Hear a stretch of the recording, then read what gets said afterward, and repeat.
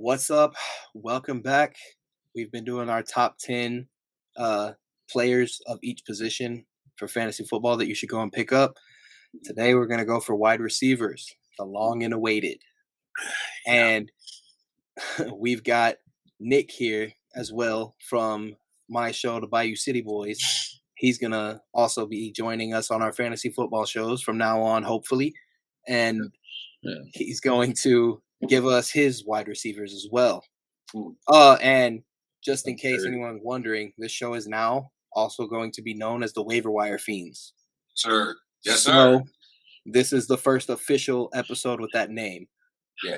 So First official video. Yeah. let's get into it.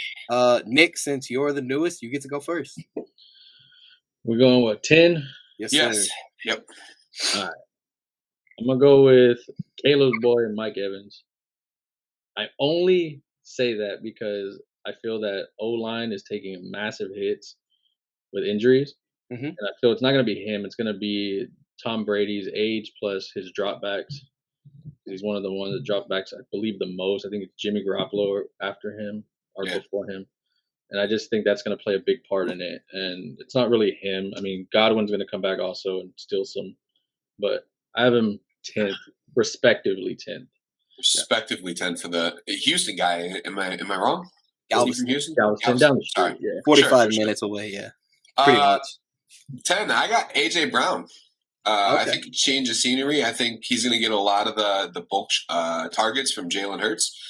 Somebody that me and Caleb both had in our top 10 for quarterbacks in the fantasy year. I think getting a number one like AJ Brown's going to open up the field for him a lot. And besides, the Eagles have basically no wide receivers, and they love to throw the ball. So AJ Brown should be a lock for a top 10. At my 10, I have Deebo Samuel.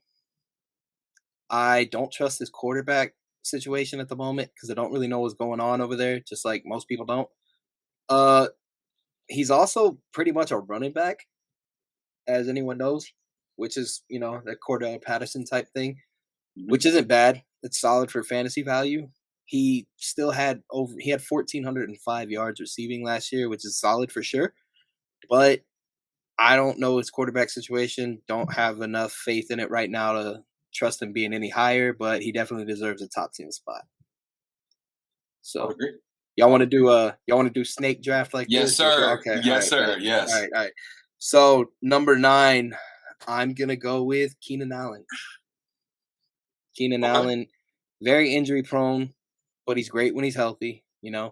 I do think that this year he's got a few more people that are gonna snake him a little bit, but that's how it is every year with a wide receiver. He's also got Justin Herbert throwing to him, so that's always going to be good. One of the best. I believe I ranked him at number 2 quarterback this year. I think I had him 3. Yeah. Yeah, I think so. So Keenan Allen always going to be locked and loaded for top 10 as long as he's healthy. So that's what I got at number 9. A little bit of a spoiler alert. We usually do our fringe players at the end of the episode, but I wanted to shout out Keenan Allen because I have him on the fringe. He's not top 10 on my list. Okay. For the sheer fact that the Chargers offense is starting to evolve, plus the fact that Mike Williams came into his own last year, and I think he's gonna start taking over that number 1 role in LA. At number 9, I got your boy Mike Evans. Okay. I understand that Nick, you might think that like Max Kellerman, Brady's going to start to diminish with age. I totally understand that. He does have a long drop back time as well. The offensive line is suffering injuries. But I mean, since he's been in the league since 2014, he hasn't had a season where he hasn't had at least 1,000 receiving yards. So as much as he might not be consistent week to week, he's for sure going to get you his numbers at the end of the year. And dude's almost a lock for 2 double-digit touchdowns, except for 2 years in his career. So yeah. Mike Evans at 9. I'm glad you called me Max and not Stephen A or Skip. I would have been very mad. It's funny because I actually have your 10th pick as AJ Brown. I honestly think the change of scenery, he has a chip on his shoulder this year. It's basically like you're trying to get rid of me. All right, bet. Yeah. And I honestly feel the Eagles are going to run that division. Not by a lot, but I feel like their change of coach, them actually running the damn ball, is going to open up that offense a lot more. And let's see what Jalen Hurts can do with some weapons around him. And I mean, you have a nice fucking receiver right there with him. So I think it benefits him a lot. And I won't put him above that's why I said respectively. I feel like him or Mike Evans for sure are gonna flirt with that 9-10 I for can see sure that. Yeah, because absolutely. they have questions on both sides of why they're gonna do really good. I mean, one has fucking the greatest quarterback and one has a ton of weapons. And then they also have why they might do really bad. And I think either one of those at 9 or 10 is pretty much fair. I agree. Who you got at 8? I honestly, and I have Tyreek Hill. I Okay. think his change of scenery is good for him. Showcase more of what he wants to do. It sounds like in his interviews he wants to do more. He wanted Yeah. to get away from that Kansas City spotlight, but didn't want to. I don't know. It's weird. I don't trust Tua. That's I guess my biggest thing. I'm not a Tua fan. I'm not gonna jump on that train ever. I think I don't trust You Miami. don't you don't trust the most accurate quarterback in the NFL? No, Stop. Stop. no. That shit is why I don't trust him. When you have to tell me that shit, I don't. No, just show me, show me. And Yeah. I mean, don't get me wrong. He's had videos. We posted a few on our socials that he's done really good. But let me see it in a game where there's actually fucking players coming at you. I don't know. Tyreek Hill, I think he's gonna take a step back from what he used to do. Of course, you have no Travis Kelsey over there to help take hits. But I don't know. I have him at 8 on my list. At 8, this might piss off a couple of the people that live in the state of Texas, but I got CD Lamb. He is continuously growing, and I'm going to take a jump and say that he's going to hit double-digit touchdowns for the first time in his career this year because with Amari Cooper being gone, Dak Prescott now has him as the sole number one option in that offense, and we all know that Zeke is not going to be a top 10 running back. So the Cowboys are going to produce. It's going to go through CD Lamb. Michael Gallup's still not off the pup list, so first couple weeks for sure, you're probably going to see big numbers out of him. In his career, 2 years, he reached 952 yards, and then the next year broke 1,000, 5 and then 6 touchdowns respectively. I think he gets double digits this year, probably 85 catches for 1,200 yards somewhere in there. Solid. So for your friends list, I didn't put CD Lamb on my top 10. So there we go. At number 8, I have AJ Brown. I think he's going to be solid with his new system. Jalen Hurts is probably going to treat him a lot better than Ryan Tannehill did because they don't have Derrick Henry in the backfield, and they're not just going to try and do everything directly to him. So, yeah, there's really not much else to say. You guys kind of covered it for me when y'all brought it up. But, yeah, I think AJ Brown's going to be the number 8 for this list for me. At number 7, I have Tyreek Hill because fuck Tua completely. That's overall what it is. I don't trust Tua in any kind of way, shape, or form. I definitely don't believe he's the most accurate quarterback, even in college right now. So, yeah, at the end of the day, though, it is still Tyreek Hill, so he still should be solid in theory, but that's a big should because it does come down to what old fucking wobbly ball Tua does. Ironically enough, I also have Tyreek at number 7 because he has the most accurate quarterback in the NFL. However, that Miami Dolphins offense has so many different options to go to that you almost wonder whether Tyreek is going to get his fair share of looks. We all know that the fuck it, Tyreek's still down there somewhere philosophy will probably still come into effect in Miami, and that's where you're going to see most of his big plays come from, unless he does turn into Michael Thomas and become a slant god for whatever reason. Tyreek Hill should still be able to produce. I mean, he averages usually about 14 yards per catch. If he gets 5 targets, you're looking at somewhere around 5 catches, 80 yards, maybe 2 touchdowns a game, and that's good enough to be a top 10 wide receiver every single year. So I got Tyreek at 7 as well. Yeah. Man, all right. Oh, Raider Nation. I'm sorry, man. I got DeVonta Adams, and it's not a knock to him. I just think you have a shit ton of mouths to feed over there. You have a nice tight end over there that you got to feed. You have Hunter Renfrow, my boy over there. that is gonna get some stuff because you're gonna get double teamed. You're gonna do that. I mean, I feel like he's gonna. Not, I don't want to take a step back.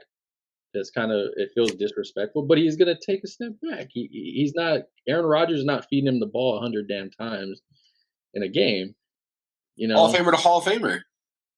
But I mean, you got other mouths to feed over there. We know Aaron Rodgers is gonna give him the damn ball. He told you and shit. Derek Yeah. Carr is gonna make sure that a lot of people eat. You got running backs, you got to feed.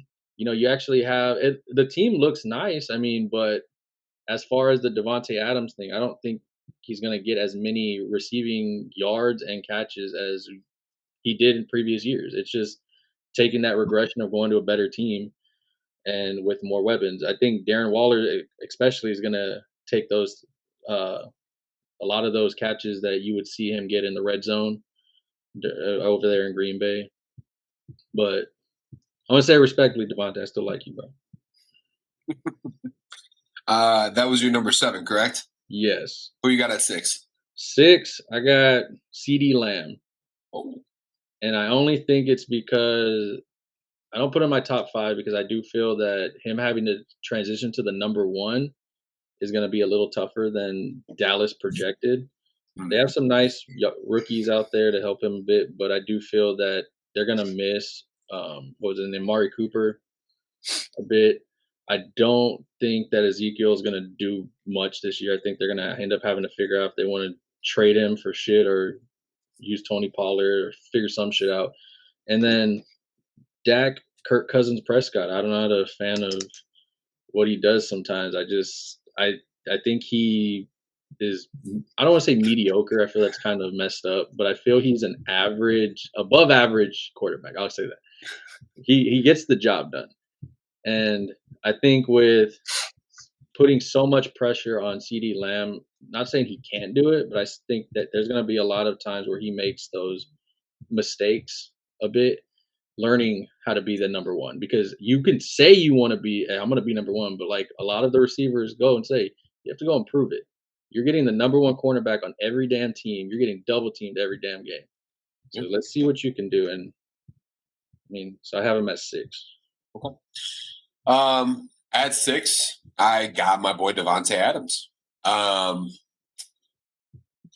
top 5, because I think he went from a top 5 quarterback to a top 15 quarterback. I think you said it best, Nick, as well. There's a lot more mouths to feed with the Raiders than there was in Green Bay.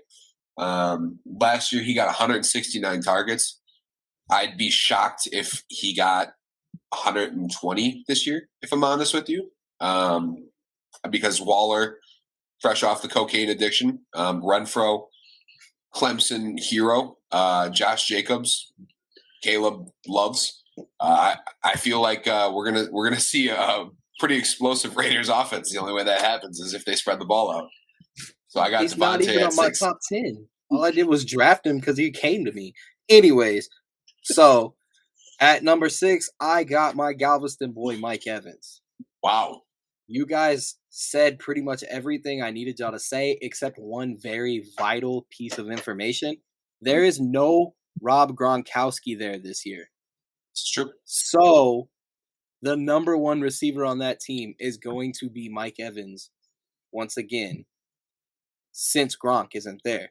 Every year that Gronk was not there, Mike Evans was a top 5 wide receiver when he wasn't hurting his hamstring a little bit. So for the most part, Mike Evans has to be not top 5, but a decent number down into the top 10. And I get to crack the top 5. Here we go. I got DeVonta Adams at 5.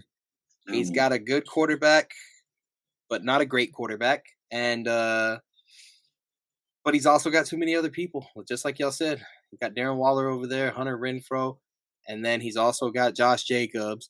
So, you know, at the end of the day, I see him maybe getting 80 targets this year. Wow. Yeah, that's probably and he's top take. 5? Yeah, that's a hot take. He's top 5 because he's still DeVonta Adams. He's still going to get goal line, red zone work. I hope so. It's going to take double. He's going to get red zone work. like no matter what, because at the end of the day, he's DeVonta Adams. Well, the So 80, yeah. yeah, so there you go. Y'all get to break top 5 with me. Okay, number 5, I got Deebo Samuel. Dual purpose player for San Francisco. Eli Mitchell can't determine whether he's healthy or injured every given week. It kind of bounces back and forth. Deebo last year got about 170 touches overall, about 200 targets in total. I still think they're going to factor him into the running back slot role like Cordell Patterson did, because he's too explosive of an athlete not to do it with. Is he going to score the 14 touchdowns he did last year? Maybe not, but he'll still probably find double digits, whether it's through catching or rushing. And PPR, he's going to be a monster, because if you put him in the backfield with Trey Lance, they need a security blanket. He might be there for screens. He might be there for slants. They don't want to throw the ball deep with a rookie. I could totally see Deebo catching 100 passes this year. Maybe not for the amount of yards he did last year, but I could definitely see him getting a little bit more targets. Out there, you got Ayuk and Kittle and him, and that's about it. You got to throw the ball 40 times a game. I think he'll see his targets. Nick? I actually have Deebo Samuel also, because I feel a lot of you said, but also it's like George Kittle's always hurt. Eli Mitchell's always hurt. Yep. The only security blanket he has really is Deebo. It's he like you said, he reminds me of the Cordell Patterson thing, and they can say whatever they want. Oh, we're gonna use him only as a receiver. Yeah, okay, bro, whatever. What? It comes time to lose or win. Yeah, but when the fans start booing the shit out of you, you're gonna start changing some shit up. And I think it's just gonna be from how much they feed him and all that stuff.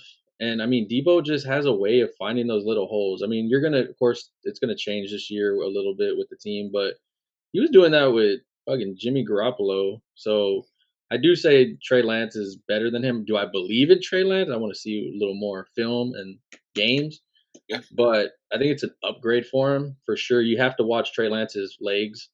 You for sure got to watch him, so it makes it a little more easier for Debo to do some work. And that's the only reason why I put him up there. I mean, it's not. I don't think he's gonna be like a steal. I mean, at 5, but you dumb down the game for your rookie quarterback, and that's what making Deebo a running back and wide receiver combo does. So make it easier. Yeah. What do you got at number 4? Woo! Ooh. This one hurt. Okay. I know it is. You know it. I know what it is. You said it hurt. I know what it is. I went Cooper Kupp. Yep. I knew it. And the only reason why is he was one of the probably shockers of especially the fantasy last year, being number 1. I feel though one thing I want to worry about is Matthew Stafford's arm. They keep talking about it a lot, and I'm kind of like want to know that they have a lot of questions at running back with the running backs always getting hurt and shit. And I mean, at the end of the day, he kind of put up a lot of numbers that you don't really expect, and so I can't expect him to do that again this year. Right. I mean, if he does it, that's amazing, but is it realistic? Probably not. So I'm gonna put him down a bit, only for that fact of it. I mean, I still think if you get him, he could squeak into one of the top 4 easily. But I'm gonna put him there. Just it hurt, but I'm gonna do it. The fact that some people think being fourth in your position in fantasy for a year is an insult is funny. However, I also have Cooper Kupp at 4 on my list. For the sheer fact that Robert Woods is not going to be the injury-prone wide receiver that he usually is out in LA. And Allen Robinson is a very undervalued wide receiver in the NFL. And I feel like he's going to take a lot of touches away from Cooper Kupp in the passing game. So take that, put in Stafford's elbow, taking the fact that Cooper Kupp's season last year was historic and that he won the Triple Crown, which is not something that we usually is ever done, let alone repeated. I feel like he's going to start to see a lot more safeties over the top, trying to help jam him at the line and then take over coverage from there. And I just don't see him getting the same numbers he had last year. So Cooper Kupp is number 4 for me. At number 4, I do not have Cooper Kupp. Okay. I have my boy Stephon Diggs. He is Josh Allen's number one target. Josh Allen is going to be the best quarterback in fantasy football this year. And there's not much else to say about that. Stephon Diggs is a monster. He was great when he was in Minnesota. He moved over to Buffalo and got even better. So Stephon Diggs, number 4. Number 3, I have Jamar Chase. And for Jamar Chase, I just wrote yes. There's literally nothing to say. It's Jamar Chase. He's going to put up double-digit touchdowns this year for sure. And he's going to get you over 1,000 yards receiving. And if you're in a PPR league like most people are, you're going to get hella reception points. So, yeah, there you go. Jamar Chase, number 3. I'm going to get this off my chest. If you don't play PPR, you don't play fantasy football. You play like pick'em, and that's basically what you do with your life. There's no art to that whatsoever. So if you do that, just know that you're not included in the society of fantasy football players. Okay. At number 3, I have Jamar Chase. Yes. I will say that Joe Burrow got a better offensive line over this offseason, and I think we're going to see T. Higgins start to expand into a better number 2 role, somebody who could eventually be seen as like a 1B to Jamar's 1A. I don't think he's nearly as talented. I do think that he has the skill to be highly ranked in the NFL, though, as far as a secondary wide receiver. I feel like he could take most second cornerbacks overall, talent-wise. Joe just needed the time to find him. And I feel like he'll be able to do that this year. So Jamar Chase is 3 for me. Nicasio. I went Stephon Diggs.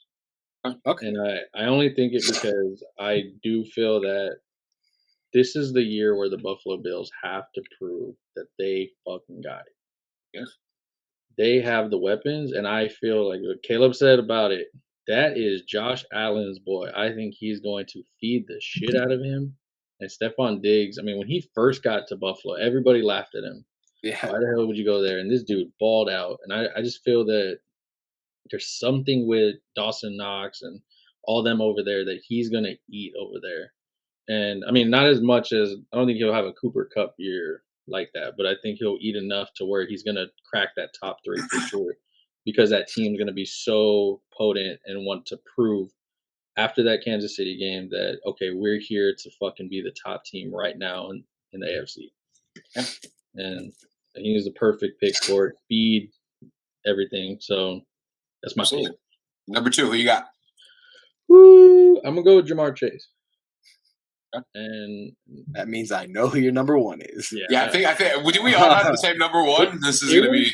We do not. Like, for me, I was just like, all right, between 1 and 2, it was a little like a coin flip. I mean, but I just feel Jamar Chase, he has a little more to over there. I want to see what that O-line does over there still. They got better. But, I mean, you got Joe Burrow throwing to you. You're Jamar Chase. You proved yourself in the fucking playoffs and Super Bowl, bro. I don't got to say much after that. Yeah. Oh, I think everything to say about Jamar Chase has already been said. Number 2, I got Stephon Diggs.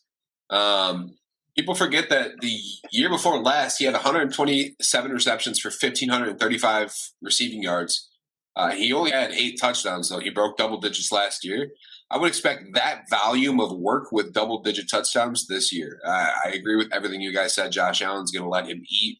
He can take almost every single number 1 DB on every single team. He's just massively talented. He had a down year last year, which is absurd to say when you catch 103 balls for 1,200 yards. But Stephon Diggs is number 2. At number 2, I have Justin Jefferson.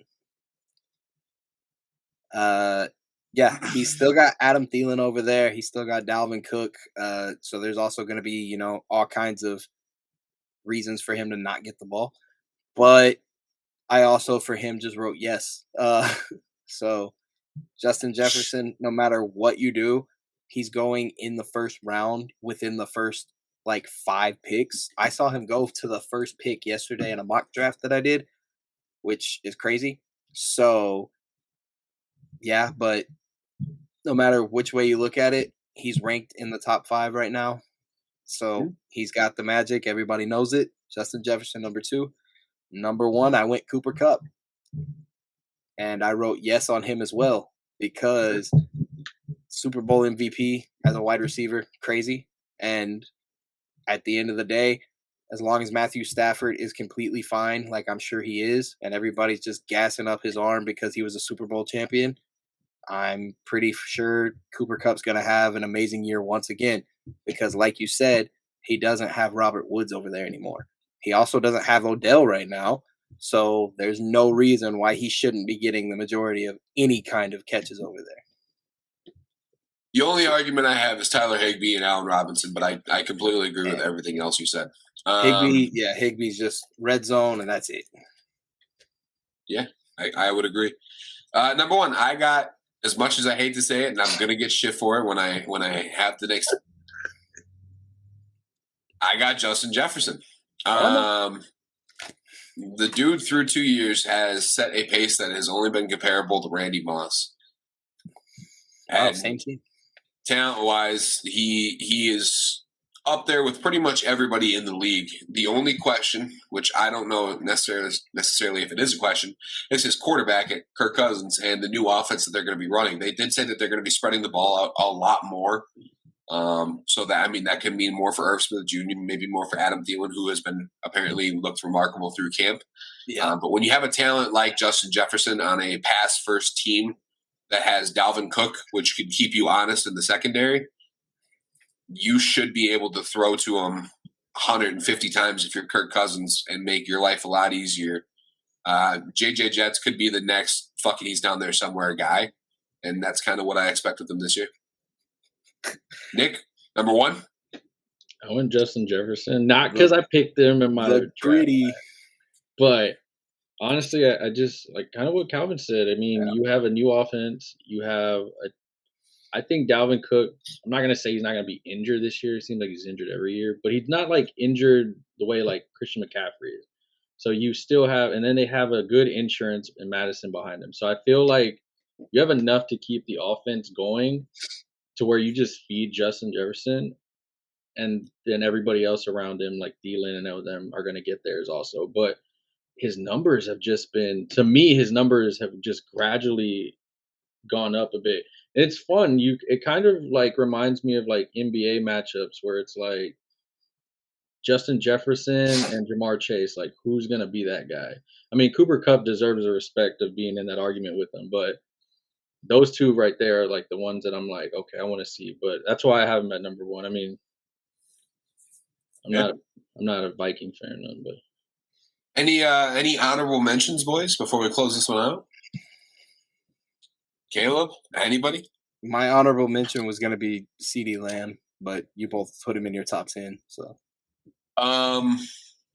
if I have to give one, I already said Keenan Allen at the very beginning. But like the problem with it is once you get to like the end, it becomes kind of, once you get to 10, there's a bunch of guys you could see putting there, right? Yeah. Like Keenan Allen, I think by all means could be a top 10 fantasy wide receiver at the end of the year. I have a great one. Okay, go ahead. Michael Pittman Jr. from the Colts. I was 100% could see that as well. Michael Pittman Jr. He had such an amazing season last year, and now with a way better quarterback in Matty Ice, he's on pace to become a top 10 wide receiver for next season. Yeah.